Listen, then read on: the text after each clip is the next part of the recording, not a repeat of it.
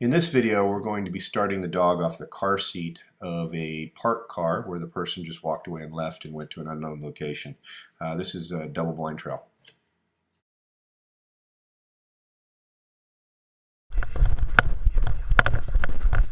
get it.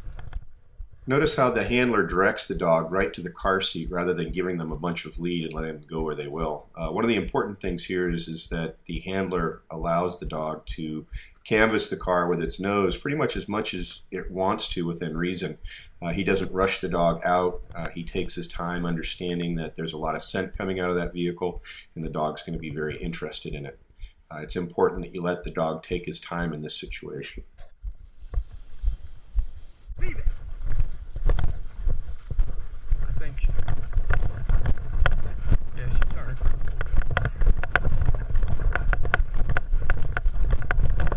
There we go.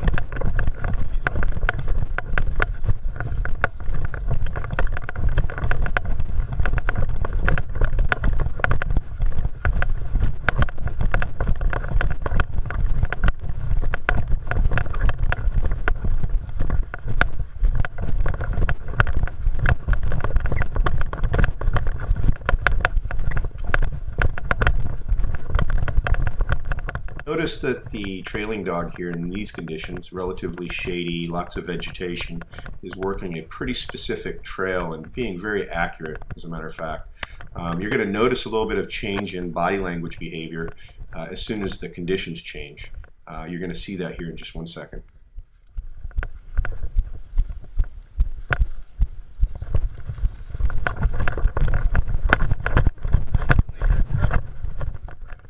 As soon as the dog breaks out into this sun-baked area on the sand, it immediately circles back. One of the reasons for this is that the dog's gravitating to the strong odor that's back inside the forest with all the vegetation.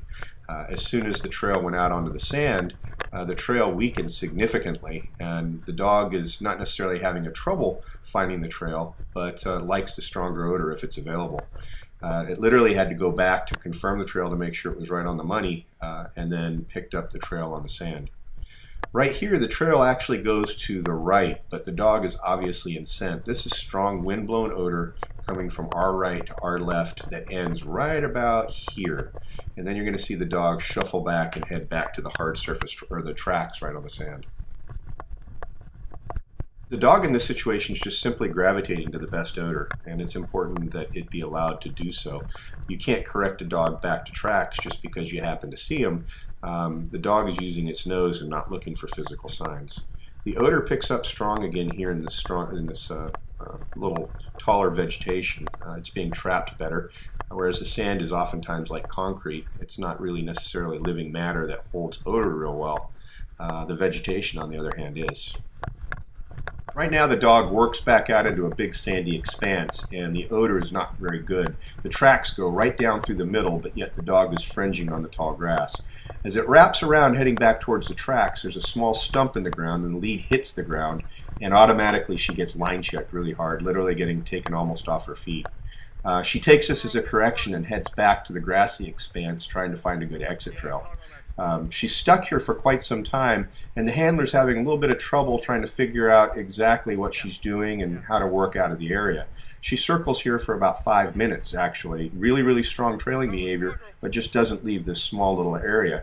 We're working on casting the dog, so you're going to see me take the lead here a little bit and show the handler how to cast the dog into productive sources of odor.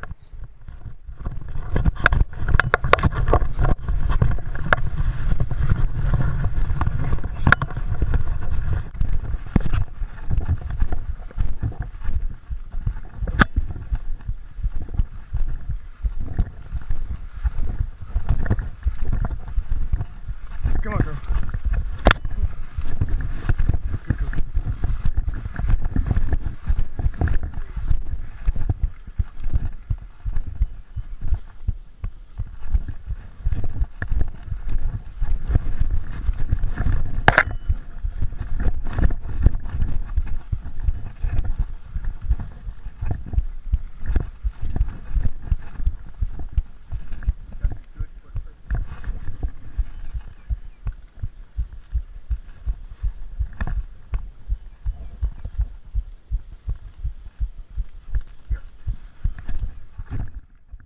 Casting is simply a matter of taking the dog to productive sources of odor, letting them have some lead, roughly the length of whatever lead you have, to see if they can pick up a trail.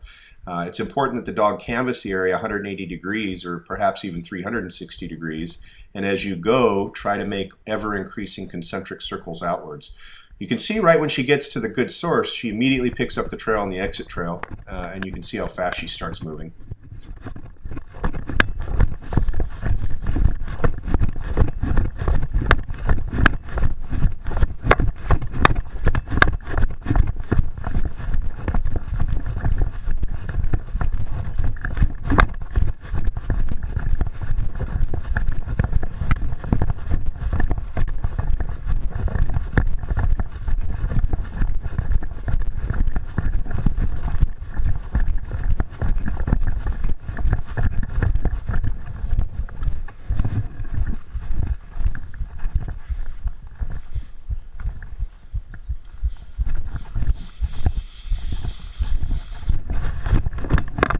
So far, the dog has literally been staying right on top of the tracks. You can see them going through the middle of the sand here, but this particular area peels off to the right, to the edge of it, circles back, and has odor, obviously working odor, but not right on top of the tracks. This is a perfect example of conditions changing the pattern of the human scent.